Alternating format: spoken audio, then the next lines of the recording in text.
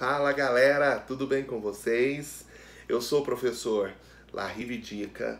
Nós estamos aqui no canal Pelos Caminhos da História para mais uma viagem, para mais uma videoaula nesse mundo tão interessante da história. Na nossa aula de hoje, nós falaremos a respeito de um assunto muito importante, né, de um assunto, né, que cai muito nos vestibulares, no Enem, nas avaliações externas, né, que está dentro dessa fase da Idade Moderna, desse período que nós estamos estudando. Nós falaremos hoje, né, sobre a Reforma Protestante e a Contra-Reforma Católica. Assunto muito importante, assunto, né, que cai muito nessas avaliações que eu citei anteriormente. Então vamos lá. Primeiro, né, os antecedentes, o que levou, né, ao surgimento da chamada Reforma Protestante, o surgimento das igrejas protestantes. Entre os séculos XIV e XV, teve início na Igreja Católica uma grande crise, né, uma crise de grandes proporções. Primeiro, casos de bispos, de cardeais e até mesmo de papas que levavam uma vida de luxo e de devassidão. Segundo, a venda de cargos religiosos e de relíquias da igreja. E terceiro, a venda de indulgências, né? O que eram essas indulgências? Era vender o perdão ao fiel católico, né, das penas temporais, dos pecados que ele cometeu, né, no decorrer da sua vida. Isso eram as indulgências, né? Vendia-se um pedaço do manto de Jesus Cristo como uma espécie de amuleto, né, para a salvação, um tufo de cabelo, como se fosse o tufo de cabelo de Jesus, como um amuleto para a salvação, né, dando a ideia de que o fiel poderia pecar uma vida inteira. Se ele tem dinheiro, ele comprava uma indulgência e seria salvo. Né? Então tudo isso levou a Igreja Católica entre os séculos XIV e XV, né, a sofrerem uma grave crise, né, uma crise de grandes proporções. As primeiras críticas conhecidas à conduta do clero católico apareceram no século XIV. Nós temos nomes que criticaram a Igreja Católica nesse momento, como John Wycliffe, né, entre 1330 a 1384. O que John Wycliffe criticou a Igreja Católica? Né, o teólogo inglês que condenou a corrupção da Igreja e defendeu o retorno do clero a uma vida de pobreza, de privações, né, lá nos moldes dos primeiros cristãos, do início da cristandade. Então era isso que John Wycliffe, né, criticava e defendia. Ele criticava a corrupção da igreja, né? Ele era um teólogo inglês, importante a gente ressaltar isso, né? Ele defendia um retorno do clero, né? Uma vida de privações, uma vida de pobreza, né? Seguindo aqueles moldes dos primórdios do cristianismo. Jean Hus, né? 1371 a 1415, né? Era sacerdote, reitor da Universidade de Praga, né? Ele revoltou-se com a corrupção do alto clero católico, com a venda das indulgências. Então a corrupção promovida pelo alto clero por meio da venda das indulgências foi algo que provocou a ira de Jean Hus e levou a criticar, e levou esse teólogo, né, esse reitor da Universidade de Praga a criticar o catolicismo. Martinho Lutero, né, um nome muito conhecido, 1483 a 1546, era monge na região do Sacro Império Romano Germânico, território da atual Alemanha, né? Ele apresentou 95 teses em que combatia as diversas práticas e dogmas da Igreja Católica, né? Aquilo que ele condenava, a corrupção, a venda das indulgências, né? Ele condenava a venda, né, da salvação. Ele dizia que o fiel tinha que ser salvo pela fé e não se ele tivesse dinheiro para comprar a salvação e muito mais. Então, essas foram as primeiras críticas ao clero católico, né? Críticas essas que, né, atingiram duramente a Igreja Católica, né? Isso é muito importante. Vamos falar um pouco a respeito dos reformadores agora. Quem vão ser os primeiros reformadores? O primeiro aspecto de reforma religiosa na Europa vai ser promovido por Martinho Lutero. Martinho Lutero vai ser o primeiro reformador, né? Mas de início ele tinha a ideia de criar uma nova igreja? Não. Ele pretendia, por meio das 95 teses, né, que a igreja mudasse, que a igreja acatasse, né, as críticas, os pontos do que não estava legal e que promovesse uma mudança. Em 1521, Lutero, por meio das 95 teses, foi excomungado pelo Papa, sob a acusação de heresia. A igreja não acatou as críticas construtivas, né? E aí Lutero foi excomungado no ano de 1521. O que é excomungado? Ele foi expulso da igreja e passou a ser perseguido pela igreja. Porém, alguns príncipes e membros da nobreza o apoiaram. E ele contava também com a simpatia da burguesia e dos camponeses. Isso foi muito importante, ele teve apoio, né? As 95 teses foram acatadas por pessoas importantes da sociedade da Idade Moderna. Ele acreditava que a Bíblia era a única fonte da verdade cristã e que cada pessoa tinha o direito de interpretá-la livremente.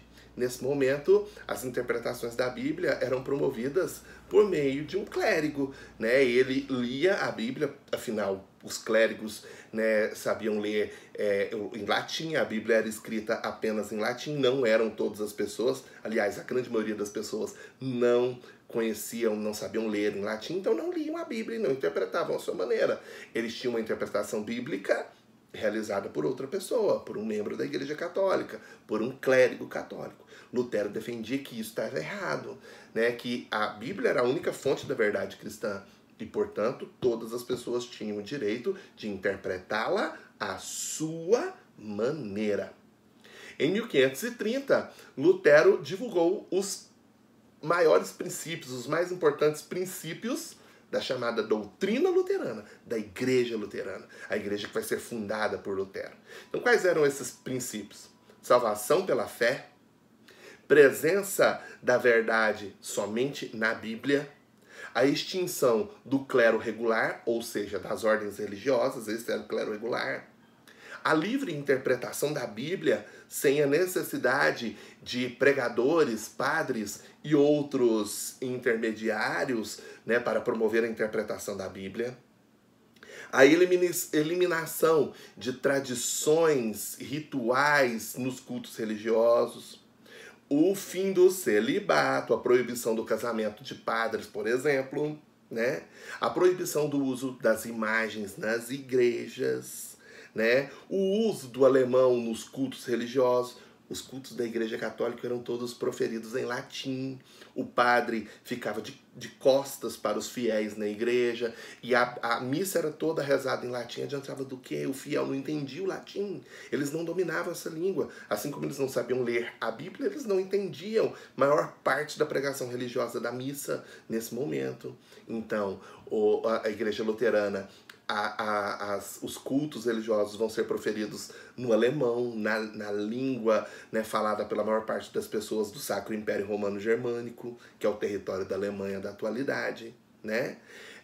A Eucaristia e o batismo como único sacramento válido. Então, os dois únicos sacramentos válidos na Igreja Luterana é a Eucaristia e o batismo, né? Na Igreja Católica temos outros sacramentos válidos, né? Então essa era a doutrina da chamada Igreja Luterana. Depois de Martinho Lutero, virão uma série de outros reformadores, como, né, João Calvino, que vai criar a doutrina calvinista, a Igreja Calvinista. Então olha aqui, ó, João Calvino, ele nasceu na França em 1509, cursou a faculdade de Direito, aderiu ao movimento reformista após ter entrado em contato com as ideias de Martinho Lutero. Então as ideias da Igreja Luterana, né, influenciaram uma série de outros reformadores, como é o caso de João Calvino. Foi perseguido pela Igreja, né, pelas autoridades religiosas dentro da França. Teve que fugir para a Suíça, onde escreveu a Instituição da religião cristã.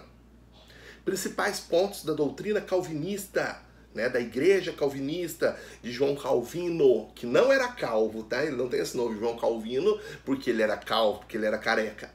Nada disso, tá? Então, o princípio da predestinação, onde Deus escolhe desde o início os abençoados com a salvação e os condenados à perdição.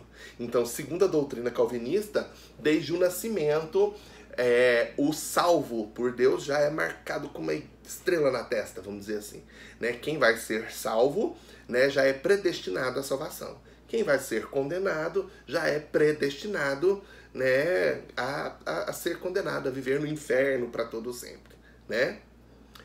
O crente calvinista deveria buscar os sinais da graça divina, preservado em sua fé, né, e mantendo uma vida de virtude e de obediência a Deus. Então, aquele membro da igreja calvinista, ele deveria preservar a fé, manter uma vida de virtudes e uma vida de obediência a Deus. Os bens materiais adquiridos pelo homem eram uma prova da bondade de Deus. Olha o que a doutrina calvinista pregava. Que a fortuna acumulada por uma pessoa revela que ela havia sido escolhida por Deus para a salvação. Só vai se tornar rico, né, no decorrer da vida quem é predestinado à salvação. São os escolhidos de Deus, segundo a doutrina calvinista, né? A adesão ao calvinismo foi maior por parte da burguesia, óbvio, né? Esse princípio da predestinação atingiu em cheio a classe burguesa, que era, durante a Idade Moderna, a classe que crescia, a classe em ascensão econômica, né? Então, a classe burguesa vai ter uma grande adesão à doutrina calvinista, né? Nas regiões do norte da Alemanha, na Holanda e, posteriormente, nos Estados Unidos, né? Então isso é muito importante de ser ressaltado. Bom, a igreja anglicana, né? A igreja anglicana, na Inglaterra, o rei Henrique VIII subiu ao trono no ano de 1509. Ele era casado com Catarina de Aragão, tia do imperador do Sacro Império Romano Germânico, Carlos V. Descontente com esse casamento com Catarina, né, a quem culpava por não ter lhe dado filhos herdeiros. Todo rei nesse momento tinha essa preocupação com a continuidade da sua dinastia.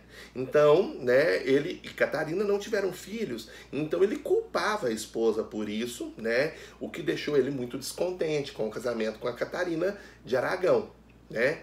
Henrique pediu ao Papa Clemente VII que anulasse o casamento com Catarina de Aragão. O Papa, porém, querendo evitar atritos com Carlos V, né, o sobrinho, né, de Catarina de Aragão, lá do Sacro Império Romano Germânico, recusou-se, né, a anular o casamento. Ele recusou-se a fazer isso, né? O rei Henrique VIII da Inglaterra, contrariado, proclamou-se em 1531 chefe da igreja na Inglaterra. Era o cisma entre a Inglaterra e a Igreja Católica, né? Ele proclamou-se como chefe da igreja na Inglaterra, né? Divorciou-se de Catarina de Aragão por conta própria e se casou novamente com Ana Bolena. Em 1534, Henrique VIII formalizou o rompimento com a Igreja Católica, proclamando o ato de supremacia. Por meio desse ato de supremacia, o rei se tornou o chefe absoluto da igreja na Inglaterra. Era o surgimento da Igreja Anglicana na Inglaterra, né? Então, essa foi a Reforma Protestante.